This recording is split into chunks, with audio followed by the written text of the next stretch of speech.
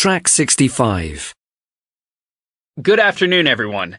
Today, we continue our series of talks about globalization, and today's talk is on the globalization of culture.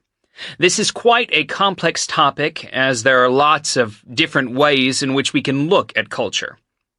To begin with, there is no agreed consensus on how best to define culture. Culture can cover both visible aspects such as music, clothes, food, and architecture, as well as less visible ones such as value and belief systems. An important part I want to stress from the beginning is one that anyone who studies culture needs to understand. It's not enough to just look and see what's happening on the surface.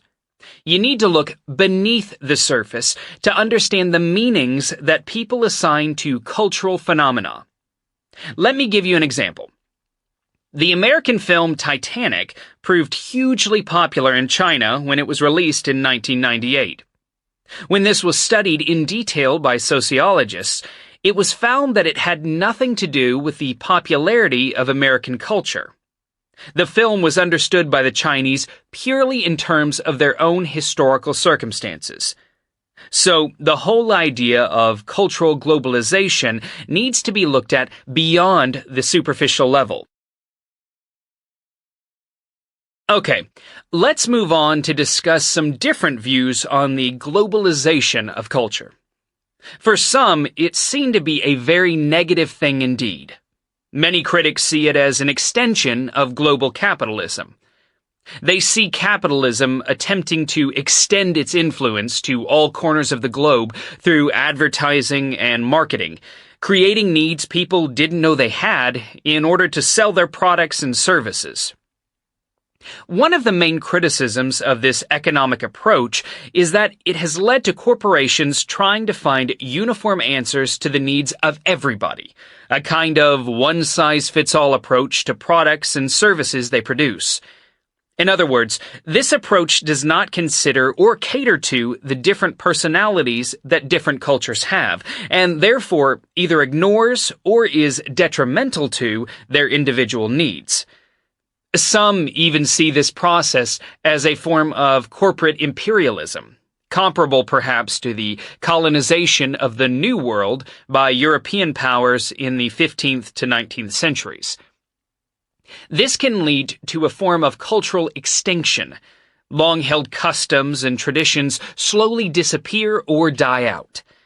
This is a fear that many nations have expressed.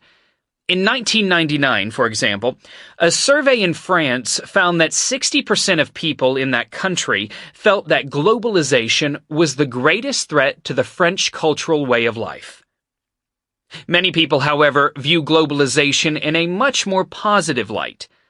Some see it as giving people more options to choose from and improving life for everyone.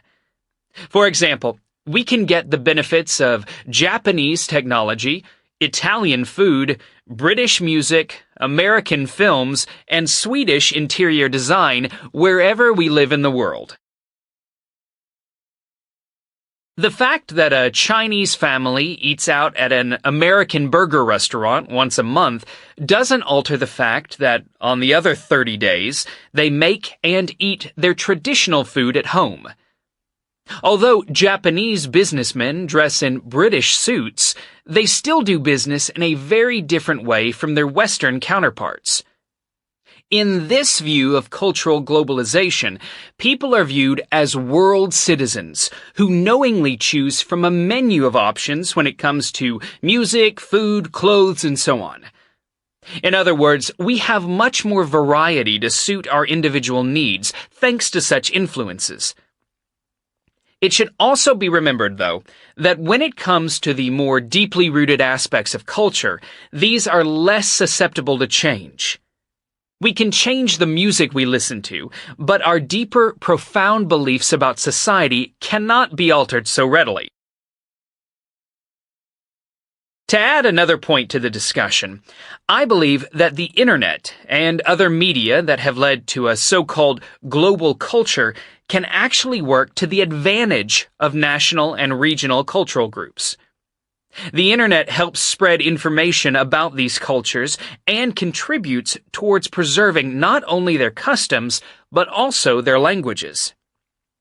For example, many Native American tribes have used social media to re-engage younger tribe members with the skills to learn and use their mother tongues.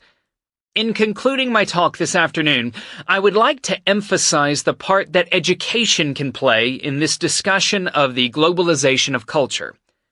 If we can all learn to respect other cultures and appreciate their differences rather than fearing them, it is perfectly possible for them to flourish alongside a shared global culture. Now, does anyone have any questions?